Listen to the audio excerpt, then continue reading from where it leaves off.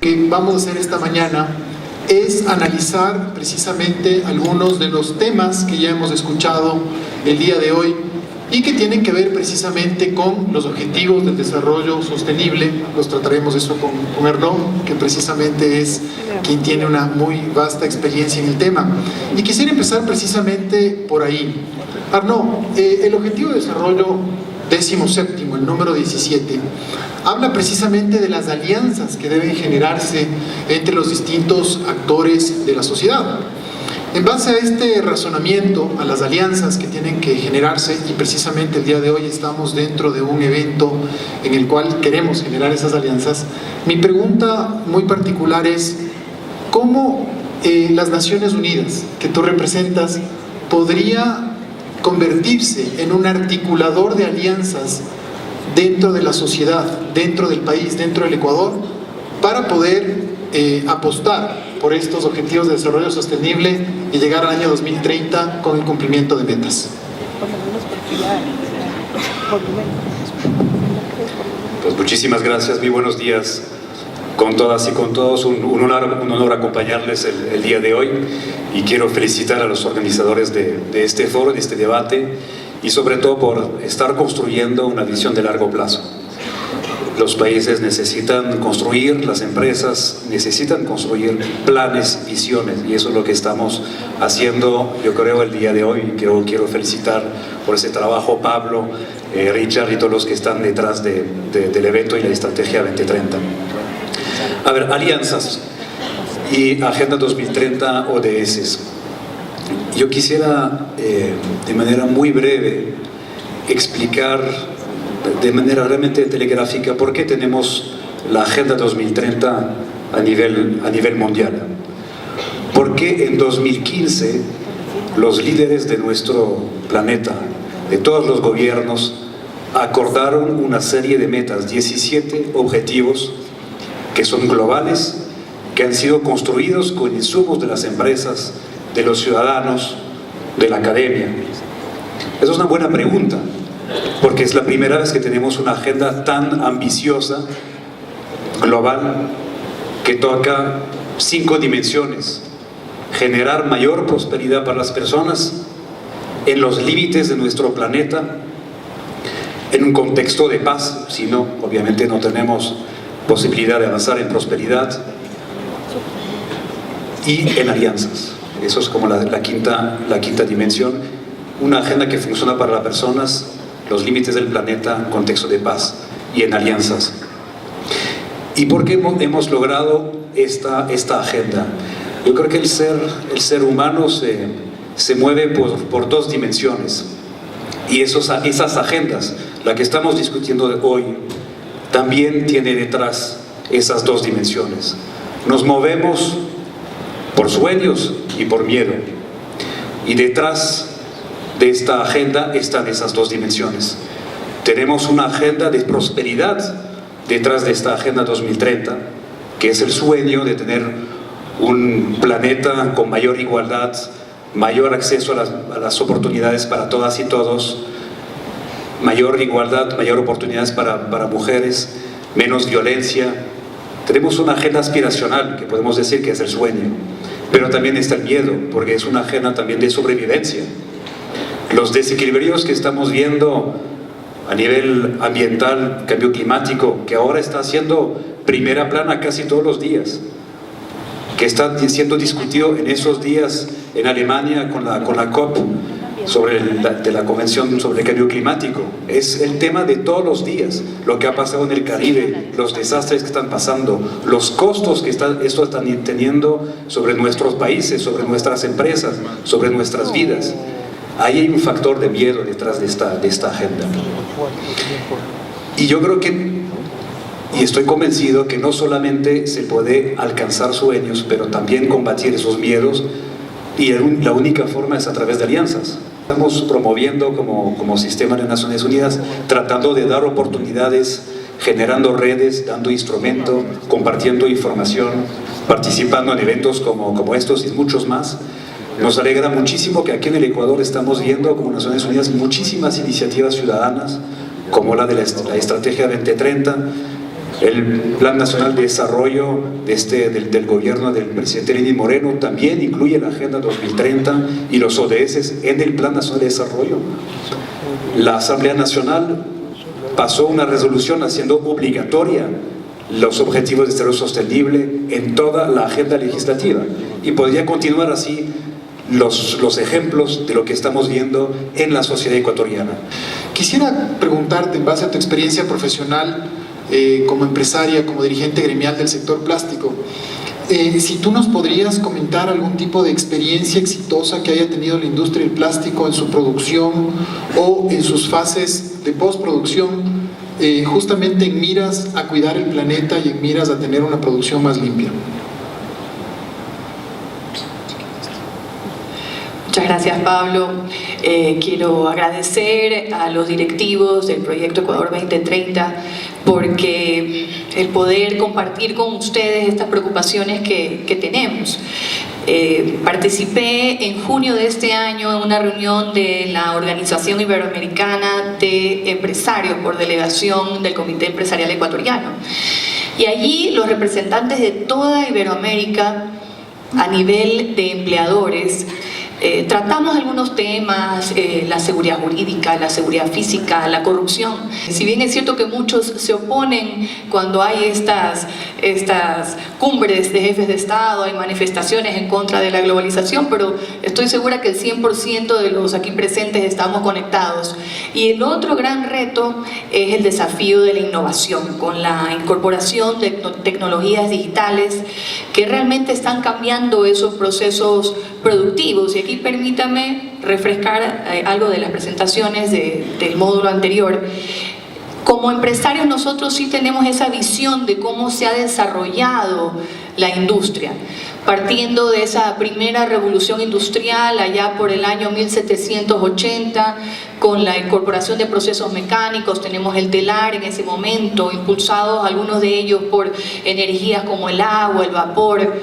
100 años después, en esa época justamente que se inventó el plástico a partir de la baquelita, tuvimos incorporaciones y cambios en la segunda revolución industrial con la incorporación de la energía eléctrica.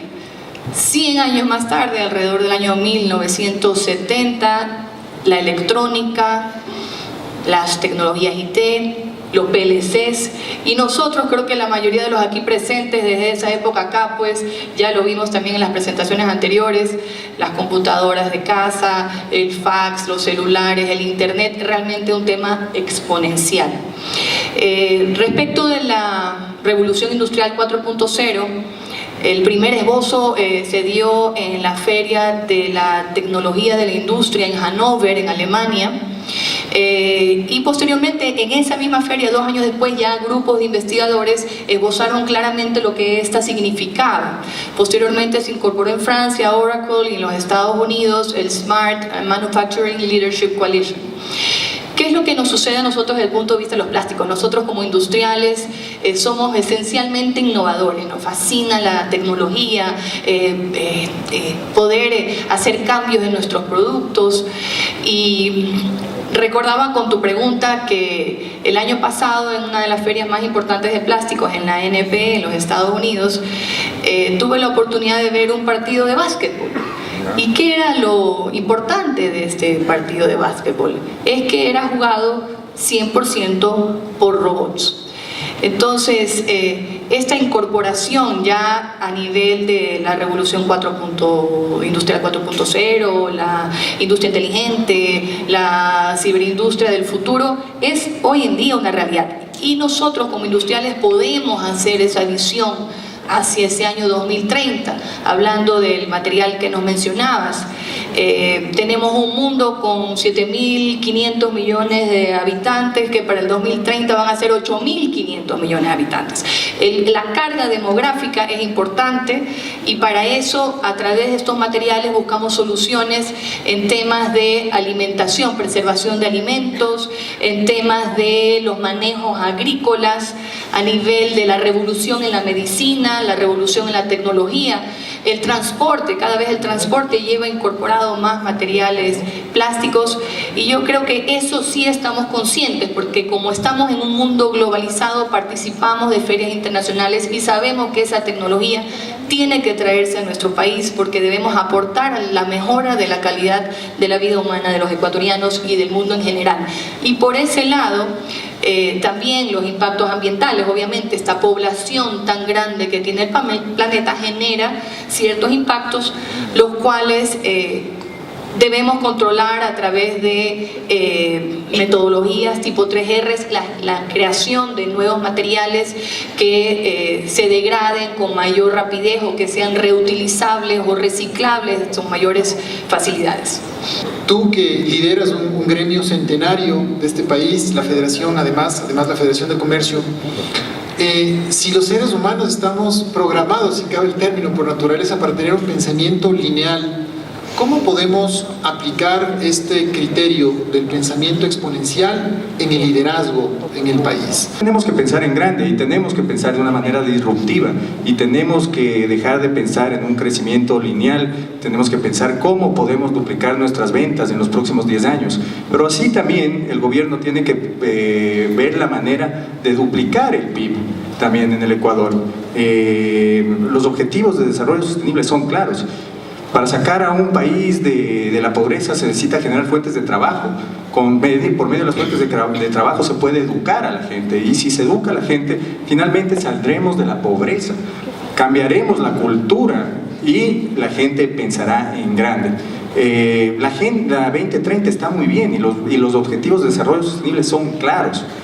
Lo que a mí me preocupa es que en el Ecuador, y no voy a ser muy crítico, voy a ser muy puntual, lo que a mí me preocupa es que en el Ecuador, mientras el sector empresarial, y lo felicito, y felicito al sector empresarial, pensamos a largo plazo, el gobierno sigue retrocediendo, y eso es algo muy preocupante, porque debería haber, por medio de la CEPAL, estaba leyendo algo acerca de este tema, y por medio de la CEPAL deberían haber políticas, debería haber alguna asesoría a los gobiernos para un modelo de gestión puntual, herramientas en torno a la normativa, al financiamiento de la inversión, existe ya, pero ¿cómo fijamos parámetros para países como Ecuador, países como Venezuela, para países africanos? ¿Cómo fijamos parámetros acerca del endeudamiento, acerca del gasto? ¿Cómo fijamos lo que a nosotros, a los empresarios nos dice el sentido común?